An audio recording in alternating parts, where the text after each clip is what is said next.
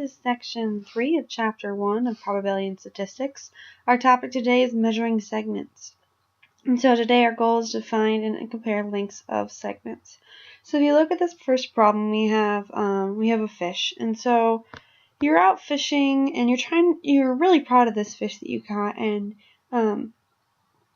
if a fish is between the 15 and 19 inches, you have to release it. And so you need to decide, okay, can I keep this fish or do I need to release it? But you've got an issue.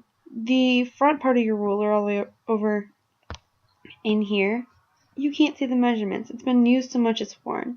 Can you still measure this fish? That's what I want to know. So think about that for a few seconds. And the answer is that, yes, you can still measure this fish, but you're just not going to be able to start measuring it at 0. If you took the fish, this fish, and you slid it down, you could measure it. But what you would be doing is you'd be indirectly measuring it. So it is possible. And so what we're going to be doing today is stuff like that, where we're going to be indirectly measuring stuff. And so what you need to understand is that you can use number operations to find and compare the lengths of segments. So here is a postulate. It's called the ruler postulate. It says that every point on a line can be paired with a real number. This makes a one-to-one correspondence between the points on a line and their real numbers. The real number that corresponds to a point is called the coordinate of the point. And so if we're looking at that on a ruler, whatever A is right here, that's the coordinate of A. Whatever B is, that's the coordinate of B. So that's what that's saying. And so what that really does is it allows us to measure lengths of segments using a given unit and to find the distance between the points on a numbered line. And so with that fish, say the front of the fish was right here at this coordinate, and the back of the fish was over here at this coordinate. We can find the distance between these 2 points by subtracting them and then finding the absolute value of that.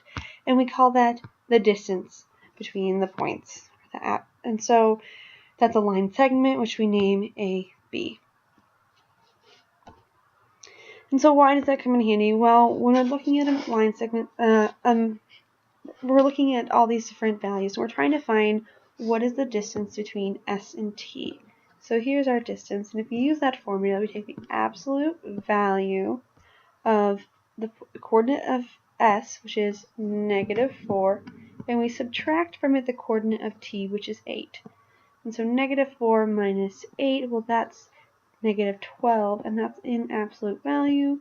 So the absolute value of -12, remember absolute value is about distance, it's always positive. That gives us 12.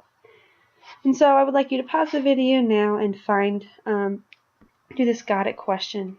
What are UV and SV on the number line above? So now we can move on to postulate 1.6. And postulate 1.6 is the segment addition postulate.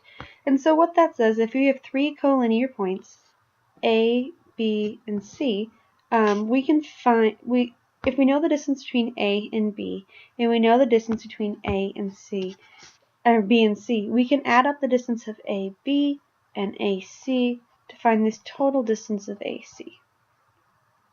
Alright, and so where that comes in handy is a problem like here down below, where we're trying to find EF and FG.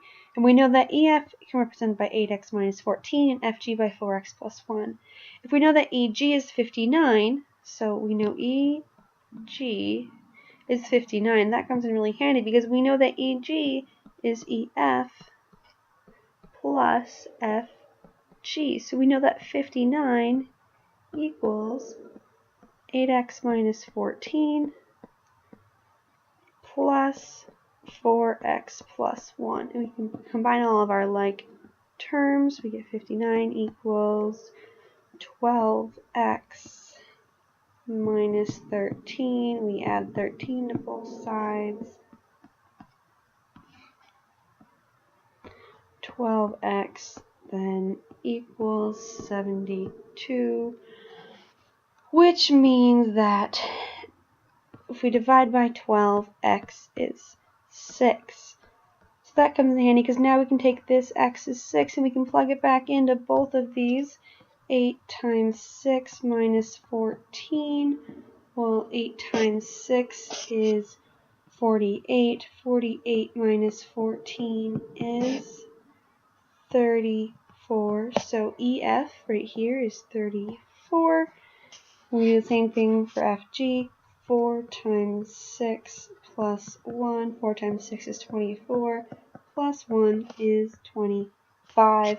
And if we want to check that, we know that this entire segment must be 59. 34 plus 25 is 59, so we did it right. So do the same process down here on this next one. In the diagram, JL is 120. What are J, K, and KL? So pause the video and do that. And you should have gotten for your answer that JK is 42. That's right here. And that KL is 78. I added those together down here. I got 120. So we know we did it correctly. Alright, and so when you have numerical expressions that have the same value, we say that they are equal, and we use the equal symbol. But now when we're talking about segments, if we have two line segments that are the same length, then we say that they are congruent instead of equal, and we use then the congruent symbol, which looks like this right here. It's kind of an equal sign with a little twirl above it. Notice, yes, that it has more than just equal sign. There's that little squiggly line on top. And so we say that something is congruent if it has three things. It has the same, if they're the same, they have the same size and the same shape. Alright, and so down here, I've got two line segments. I know that AB is 1 inch and that CD is 1 inch. So I can say that AB is the same as CD. But if I don't have measurements, I just have these line segments, I say that line segment AB, and I put that line above it because the line segment is congruent to line segment CD. Alright,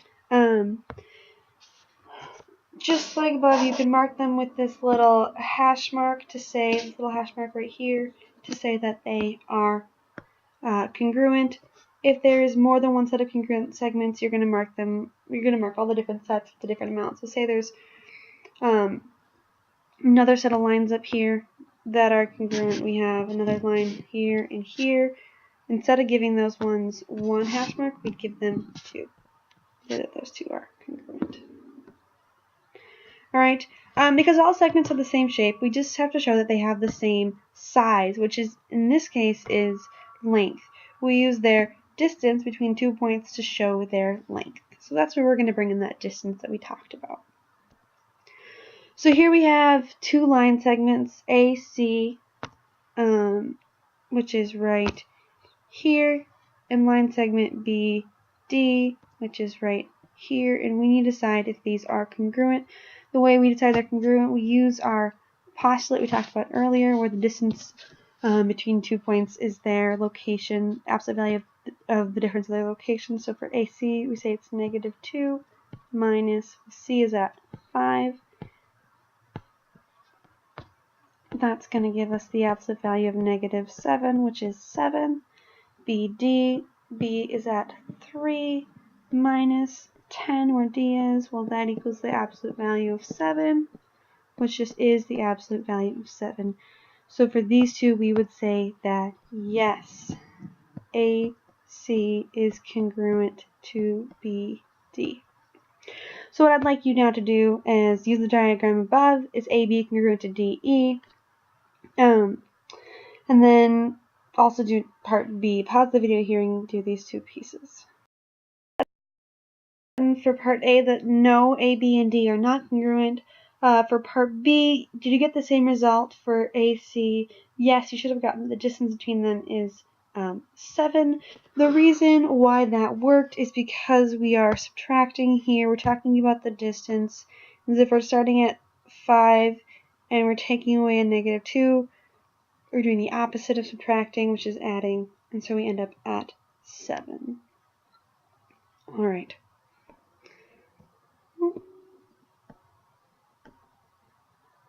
Here we go. So the A midpoint of a segment is a point that divides the midpoint into two congruent segments.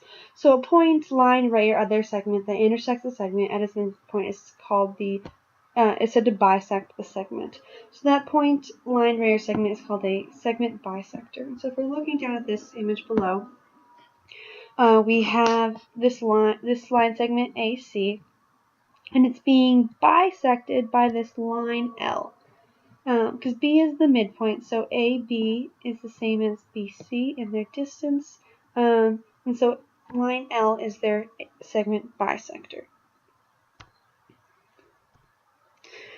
And so what we're going to do now is we're going to use this midpoint information, this bisector information, to find some lengths. And so if we know that Q is the midpoint right here of PR, that means that PQ has to be the same as QR. So PQ is the same as QR, which means that 6x minus 7 is the same as 5x plus 1. And so we can start to do some basic algebra manipulation to find these out. We get x equals 8. So if x equals 8, 6 times 8 minus 7, well, that's 48 minus 7 is 41. We should get the same thing on the next one. 5 times 8 plus 1 is 40 plus 1 is 40. Is 41. And so these remember are congruent. They were bisected. Q is the midpoint, so PQ is 41, QR is 41, which means that PR is 82. So I'd like you to do that same process down here for this next problem. Pause the video here and get this. Alright, and so what we should have gotten for A is that yes, it is necessary to substitute 8 or x in the expression for QR in order to find QR. Because we have this unknown variable, we then need to actually take the time to substitute it in to find that distance. Or we could have, because we know that QR is the same as PQ, even just finding PQ, we could substitute in the 8 for that x and find it, but we always want to double check our work and make sure that we did it correctly. So getting that both of them were 41 up here confirmed that we did this problem correctly. And so if we go down for B, TU, I got 35, UB is 35, and TB is 70. If you want to check my work, pause the video now and take a look at it. Alright, so your homework for today is section 1-3, page 24, 20, 21, 23 through 41 odds, and 44 through 47. This is the end of section 3 of chapter 1 of geometry.